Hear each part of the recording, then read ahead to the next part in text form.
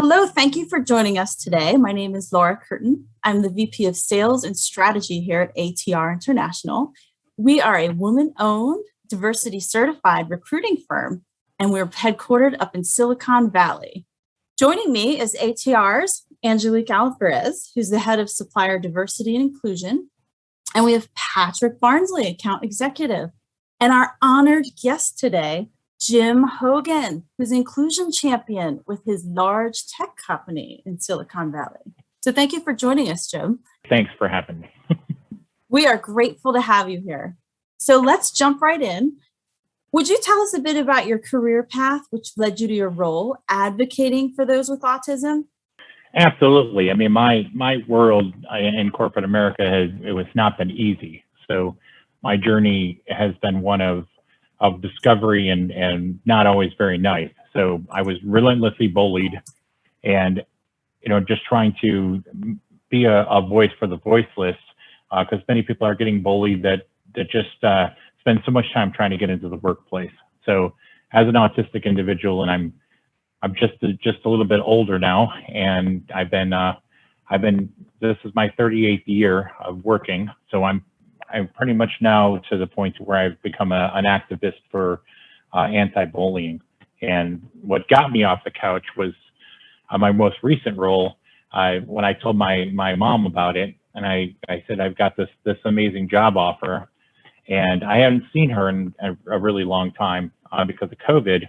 And I was supposed to go fly out there and see her on that Saturday.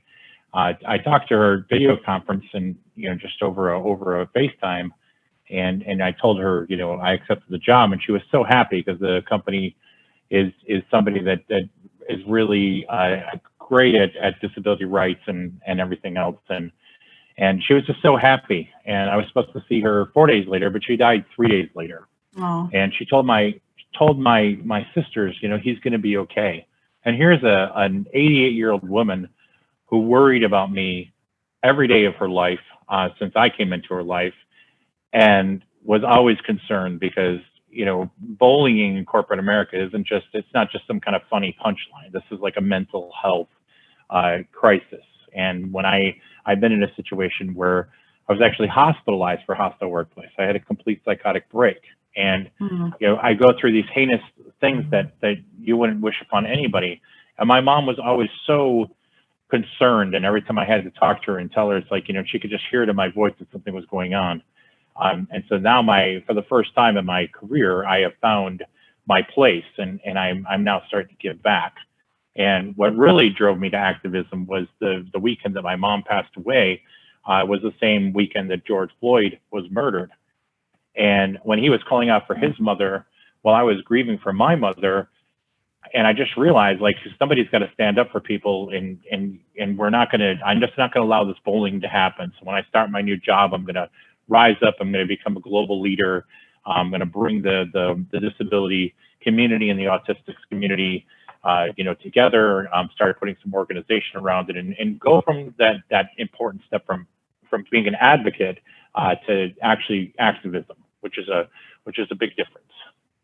It's really such an honor to be on this with you, Jim. I'm so grateful that you made time to educate us and educate others. Our podcast here at ATR is something that we've been ramping up with professionals with different backgrounds. And that's what it's about, is really bringing different backgrounds and the importance that everyone brings to every company, across the world. So thank you. I'd like to really dive in when it comes to diversity and really how important equity is in the workplace, and what your thoughts are around autism being included with D&I initiatives. Right, and it's and I tell people this all the time, and it takes me a couple of attempts, but usually for us, autistic career is something that needs to be shepherded, and it's not about, when I say shepherded, I mean when somebody enters the organization who's autistic, they require the proper mentoring and the proper community and a sense of belonging that you have to have, to make sure that they've got people that understand them and that they can be sounded off on. So it's much less important about the hiring process as it is to have that entire inclusion plan and, that graduation of inclusion, as I call it, belonging. Inclusion is when you basically say, hey, Johnny, you could be part of our organization. We're going to invite you to meetings, and if you have a good idea, maybe we'll let you share from time to time. But that sense of belonging, that community feeling where I really belong here, and this is something that I feel like not only is my voice something that they allow me to say something, but my voice is actually being heard, and people are actually responding to me. And this comes from actually looking at what neurodiversity actually is. And when we talk about diversity, everybody knows that if you look at an auditorium full of people that's inclusive of the entire world, let's just say I have this gigantic auditorium and I put everybody in it, and I'm looking out, and what I'm going to see are physical distinctions which separate people. I'm going to see different hair color, different ear shape, different eye shape, and there's all of those things, and all of the things that I didn't mention are what make up diversity as a whole inclusive thing. Now that what we don't see is how somebody's brain works, how somebody interprets the world, and that is called neurodiversity. And that neurodiversity, just like diversity is inclusive of the entire world population. Now, I was born with a genetic distinction. I was born autistic, and that genetic distinction makes me neurodistinct. It doesn't make me a less than or more than or any different than. What it makes me is distinct in the way that I interpret the world. And the way that I interpret the world, just like the way you interpret the world, are both beautiful. And so it's about understanding what that is. So when we can start to bring people in and say, I'm going to bring in and start a neurodiversity hiring program. It's like, well, you already have a neurodiversity hiring program, because if you're hiring everybody, then you're basically already neurodiverse. So, but it's understanding the differences in the process that need to take place when you have neurodistinctions start presenting. And that's when we start to modify the way that unconscious bias works in the interview process, because there are a bunch of societal norms that have existed for decades. And whoever invented those societal norms, I guarantee you they're not autistic. And so things like lack of affect or facial expressions. It's like when I take a selfie with my wife and I'm not smiling and I post it. Somebody's like, why are you so unhappy? Are you okay? Are you guys, everything all right? It's like, I am happy. I'm just because I may not have the external capability of having the proper affect at that moment doesn't mean that I'm not happy in my marriage. So just as a comedy version of what I'm talking about. But when people are going through an interview, they may be viewed as somebody who's dishonest because they're not looking somebody in the eye. They may want to fidget or tap their fingers or play with a pen or tap their leg, and all of these things that are physical manifestations of the neurodistinction. Especially if somebody's autistic, there's a huge barrage and blizzard going on in our brain, and sometimes we have physical manifestations of that, such as tapping or what we call stimming. And so what we did is we retrained everybody that was hiring, and we said, we want you to remove these unconscious bias. We don't want any comments on how somebody is acting as from a physical manifestation of like if you ask them a question, they start tapping. We don't want any notes about that. We don't want to discuss eye contact or voice and timbre or smiling or not smiling and all those things that are if you think about excluding somebody for that. And that's why I always say that the interview processes don't need to be more inclusive. They need to be less exclusive. And those are two distinctly different things. Exclusion is when I'm unconsciously going to say, Laura, you're not going to get this job because you didn't look me in the eye in the interview and you're dishonest. And I have this unconscious bias. And because that's what I was taught through societal norms. So it's about taking those societal norms and smashing crap out of them and making sure that everybody understands that the world is a beautiful place filled with all kinds of people with all kinds of different ways they perceive information and the way their brains work. And, once you cut through all the crap and bring people in, you realize that the talent is right there under your nose the whole time. So I think that's excellent, advice, especially with us being a recruiting firm and placing individuals and working with different hiring managers and different companies. It's so important for these, for our own internal practices, as well as for the corporation level, to really consider those things when interviewing individuals. Yeah, Jim, that sounds really great. As we spoke before, I grew up having to be my brother's advocate through scouting, through school, as he was working on getting jobs. So what commitment should companies be doing for employees with autism, and how important is it to bring awareness and unconscious biases for interviewing? Yeah, so I mean, it's very important because people are letting candidates slip through the cracks because they're not addressing everybody, and the way that people perceive the world differently means that somebody may not be the perfect resume, or they might not have the perfect exact background, but it's about taking that extra time to understand their story, and not use the normal, what I always call the exclusion criterion, that people just are fast to exclude. You get a stack of resumes in, you've got 150 resumes, you're going to quickly go through there and pull out the top 6, and everybody else is going to get thrown away. So it's looking for those differences, and that's when we talk about having a career program where we're going to bring people in who are neurodistinct. We're going to look for the folks through different job fairs and different things, and we're going to create a funnel that's going to bring people in. However, they're still going to hit the same systems, and unless we actually eliminate that unconscious bias, and sometimes it's not unconscious bias, sometimes it's like the font size is wrong on a resume and I hate this and I'm just going to throw it away. I'm going to spend 6 seconds looking at a resume. I'm not going to understand somebody's story, and it's about giving care and feeding to the funnel when you're bringing folks in. And as I work as a mentor to individuals that are part of these programs, they'll say like, well, the recruiter didn't get back to me, which is a big no-no, because if you're dealing with an autistic individual, they're most likely going to be perceiving any type of silence or anything as a huge hurtful thing, because they've been when you're creating a funnel, you're now promising somebody that I'm going to give you the care and feeding that you need to get you a job, and when you don't give them the care and feeding they need to get a job, it's much worse situation. And you also have to realize that you're dealing with somebody who is and I always explain it this way. It's like, I'm a big guy. When you meet me, it's like physical prowess, there's not a problem. Somebody tries to mug us while we're on the street together, I'm going to take care of that situation because I'm a big guy, tough. Everybody can see that right away. But I have a fragility in my mind, and I've gone through things that have made my mind, more fragile than a typical 54-year-old man. So sometimes things, the way they're perceived, you're actually creating like a mental health crisis, with folks if you're not really delivering on the promise that you're doing. So, and a little bit of a roundabout way to answer the question, but I mean, it's like when folks go out to target a particular group of anybody and say, I'm going to hire, let's say I'm going to say hire more autistic individuals, then you have to make sure you understand the psychology around that and provide the care and feeding that population is going to need when they bring in, especially if you're creating a separate funnel for that. So that's great. So I wanted to touch base. You wanted to talk about the difference between saying individual with autism versus autistic individual. What's the significance of that? How does that help with perception? Well, the difference is that when somebody is born this way, and if you're part of any type of genetic distinction, we don't really describe that we're now with something. Like, I didn't go to the jungle and catch autism like malaria. So, it really is part of my genetic makeup.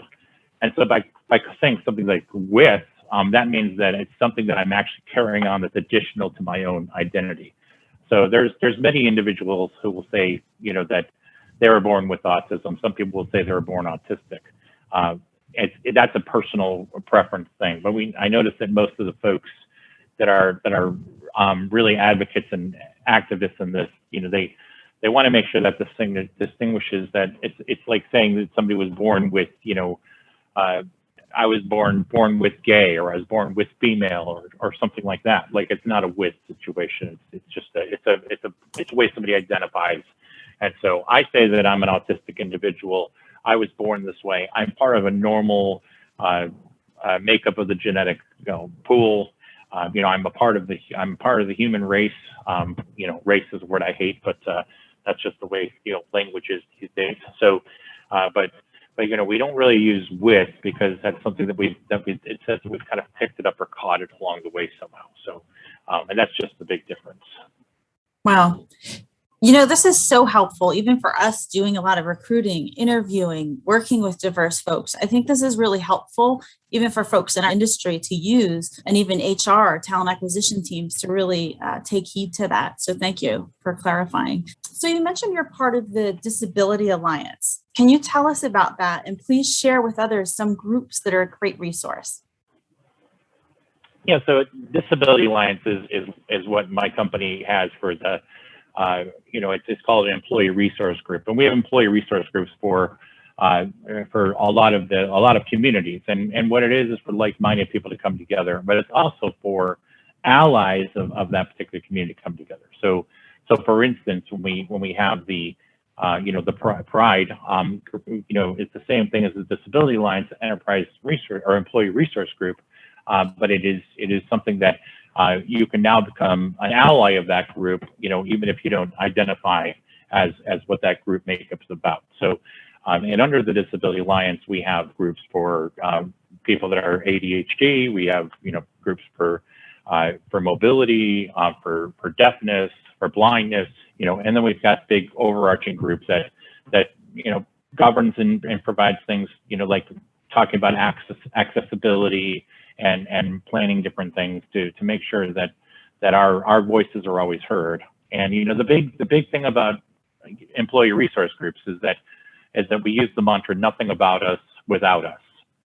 If I'm sitting in a meeting and somebody comes to me and says, "Jim, I'm going to start a autism hiring program, and I met with a bunch of non-autistic people, and here's what we came up with," and I'm immediately going to say, nothing about us without us. We don't allow people to talk about, the makeup of what's going to impact our group, without being involved. And that's what we always talk about.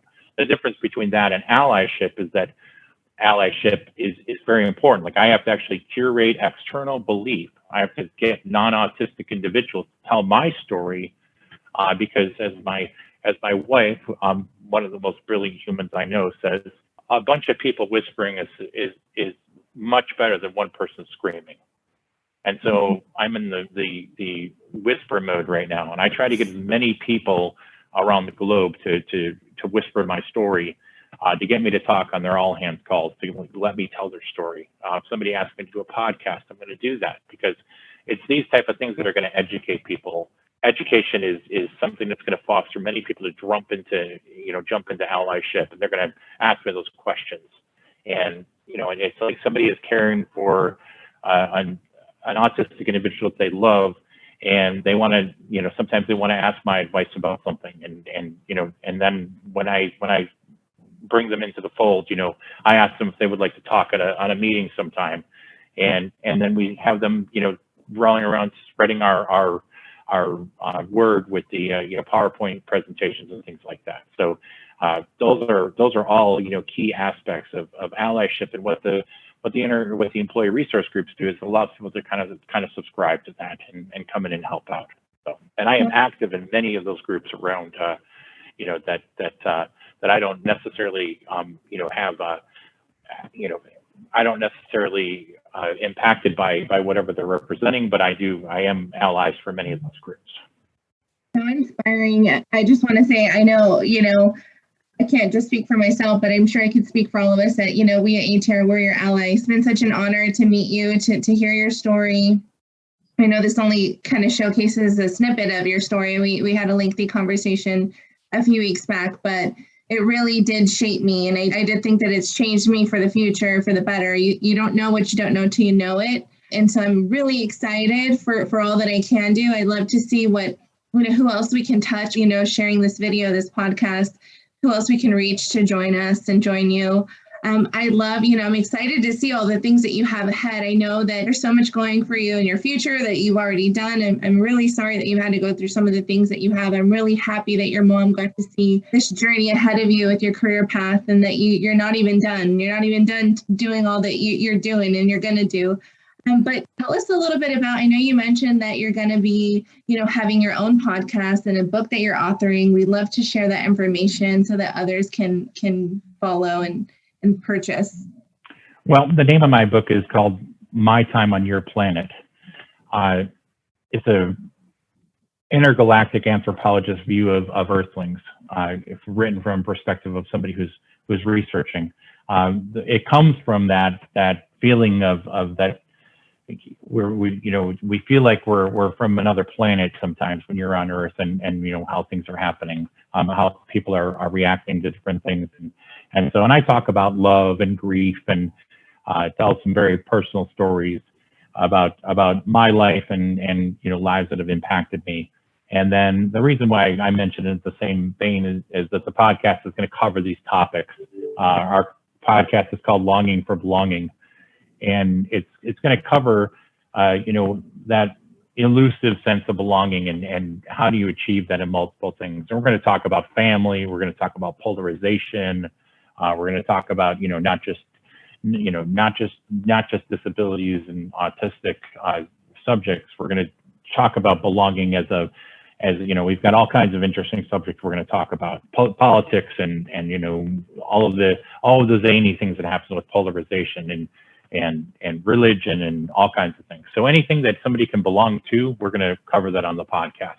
And that reigns on the draws from the themes in my book, and so we're going to kind of do a dual launch of the podcast and then the book after that. So my partner in that is going to be co-author, and I have another psychologist co-author. It basically takes the approach of me describing a situation, and then I have two psychologist ladies dulge it out and explain what the hell it is I'm talking about. So anyway, it's very entertaining so far. So I can't wait. Yeah. Jim, I thought it was very inspiring listening to you today. You're such an incredible individual, sincerely, what you're doing. I think what I really learned, a takeaway too, is the whispering is true. I think if people share a loud story, it might not be heard as much, or a few people, but I think the whispering really is an important thing. And I think people are starting to do that. And it's just even neat the way that you and I got to know each other was through, you were posting, it was on LinkedIn, and you were really proud of your company, how diverse they are and championing. And I commented on your post, and then we got connected. So I think people little by little are whispering your story around the world. So keep going, keep being a champion, and thank you for joining us today. Well, thanks for having me. And I know my people will know that I do work for Google, because you're going to share it, and everyone will go out and see that I am very active. And the reason is that I have found a sense of belonging that I never had before, and it's hard to describe. And the reason why, I used to be the guy that would fly off the handle, and if something wasn't going my way, I would type the 14-page email to try to explain myself to everybody. And then I realized that after this change, this transformation that happened right before I started Google, because of the life events I went through and the things that impacted me that I didn't really expect to, I've changed. And I think that has been, a very transformational. So it's like, I think that it was kind of just me molding into a somebody that could actually find that. And now that I found what I found at Google, I'm just extremely happy, and I am now a whisperer. So, and hopefully my posts will speak to folks and click that and pound that like button. So I think that speaks volumes, to any company that's really going to put, a commitment like that in place. I wanted to touch back really quick before we wrap things up. I hope you don't mind. I just know that we talked about ERG groups, we talked about the Disability Alliance, but what are some other organizations that those who may not know where to go, what website to look up, what to join? Could you share a few just off the top of your head that maybe you would like to recommend? Well, it depends on what you're looking for, but if you're autistic, the best place to go is to either go to the or to just go to the Stanford Neurodiversity Project, register there as a candidate, as a neurodistinct candidate, and they will give you resources to try to help not only get a job at Google. We did announce a program with Stanford, but they also have other folks that are interested, and they do job fairs and do some counseling, and I am working on that in the periphery. So some of the things that I get to say to them will actually translate into your experience through there. And then there's other things like the UC Davis has Mind, MIND, the Mind Institute, excellent autism research, and And then if you look me up on LinkedIn, you'll see all kinds of places that the people that I recommend all the time. So it's an ebb and flow, because sometimes somebody brand new will be coming out, and Dr. Lutz Ireland in Australia is amazing. And but it's people are looking for information for children. You can go to like L's for Autism, which is they have the Center of Excellence in Jupiter, Florida there. But there's a lot of great organizations that are out there, and it depends on your particular situation. So. Thank you. I think it's great to be able to at least share a few. And I can only imagine how many friend requests you're going to get after this. So once they look you up on LinkedIn. Well, I am an open book on LinkedIn, so just don't ask for money, and my wife will not block you. So. So funny. Well, thank you. It was a pleasure meeting you. Okay, well, thank you all, and have you. a great rest of your night. Talk to you soon. Thank you. Thanks, Jim. Take care. Goodbye. Bye. Thank you.